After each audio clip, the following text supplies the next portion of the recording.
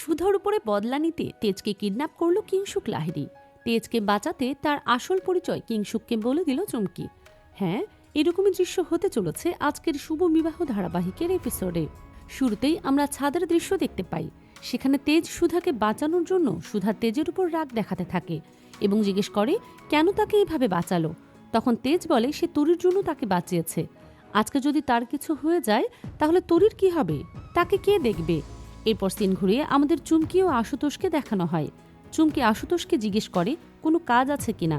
তখন আশুতোষ চুমকিকে জিজ্ঞেস করে বিজু কোথায়। চুমকি ঘাবড়ে গিয়ে বলে আশেপাশে হয়তো বা কোথাও আছে, কিন্তু কি প্রয়োজন, কোনো কাজ আছে। তখন আশুতোষ বলে আজকে থেকে বিজুর ছুটি হয়ে যাবে, কারণ আসল কাজ করার লোক চলে এসেছে। তখনই প্রমীলাকে চুমকির সামনে নিয়ে আসা হয়, যা দেখে চুমকি অনেক ভয় পায়। পরের সিনে আমরা তেজ ও সুধাকে আবারও ছাদে দেখতে পাই।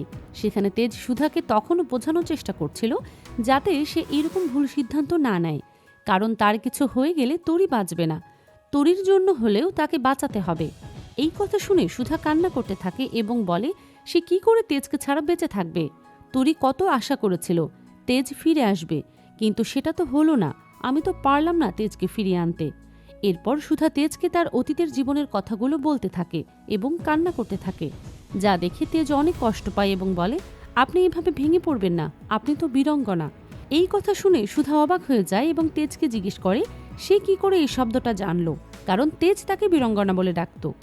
এরপর সুধা তেজের কাছে আসে এবং তার মুখে হাত দিয়ে বোলাতে থাকে। তাকে জিজ্ঞেস করে কে তুমি। তখন তেজ সরে যায় এবং বলে আমি আপনার ড্রাইভার। এই কথা শুনে সুধা বলে আমারই ভুল, আমি অতিরিক্ত আশা করে ফেলেছিলাম যে তেজ আমার কাছে ফিরে আসবে। এসব বলতে বলতে সুধা আবারও কান্নায় ভেঙে পড়ে। তখন তেজ তাকে বুকে জড়িয়ে নেয় এবং কান্না করতে নিষেধ করে। পরবর্তীতে সুধাকে বলে সে তাকে কিছু সত্যি কথা বলতে চায়। এরপর তেজ সুধাকে বলে সে তাকে ভালোবাসে আর তার জন্যই তাকে বাঁচিয়েছে। এই কথা শুনে তো সুধা অনেক অবাক হয়ে যায়। পরবর্তীতে তেজ নিজের আসল পরিচয়টা সুধার কাছে প্রকাশ করতেই যাচ্ছিল, ঠিক সেই সময় সেখানে কিংসুক চলে আসে আর তেজকে একটা ঘুষি মেরে সরিয়ে দেয়। পরবর্তীতে সেখানে জ্যোৎস্না ও তার শাশুড়ি চলে আসে। সুধাকে তেজের সাথে খুব ঘনিষ্ঠ অবস্থায় তারাও দেখে ফেলে এবং তারা সুধাকে ভুল বুঝতে শুরু করে।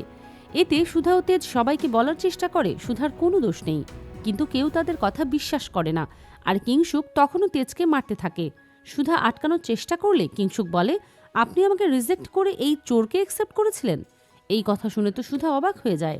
অন্যদিকে ড্রয়িং রুমে প্রমীলা কাননবালার পা ধরে ক্ষমা চায় এবং তাকে ভয় দেখিয়ে কি করে এই বাড়ি থেকে তাড়ানো হয়েছিল সেই সব ঘটনা খুলে বলে। সব ঘটনা শুনে কাননবালা, সমুদ্র এবং ইন্দ্রজিৎ প্রমীলাকে দোষারোপ করতে থাকে। পরবর্তীতে আশুতোষ বিজুকে খুঁজতে শুরু করে। ঠিক সেই সময় সেখানে কিংসুক বিজুকে নিয়ে হাজির হয়।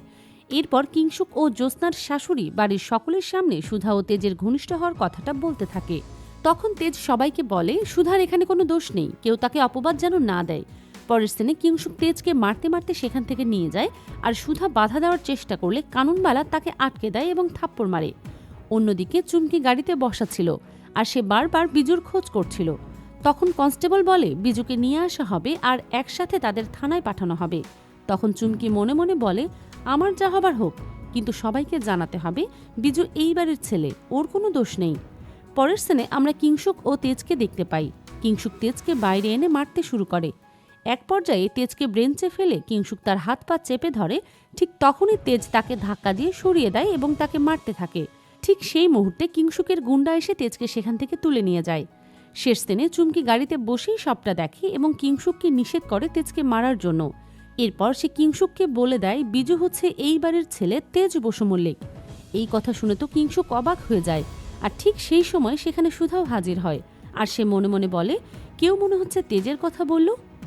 আজকের পর্ব এটুকুই, দেখা হচ্ছে আগামী পর্বে।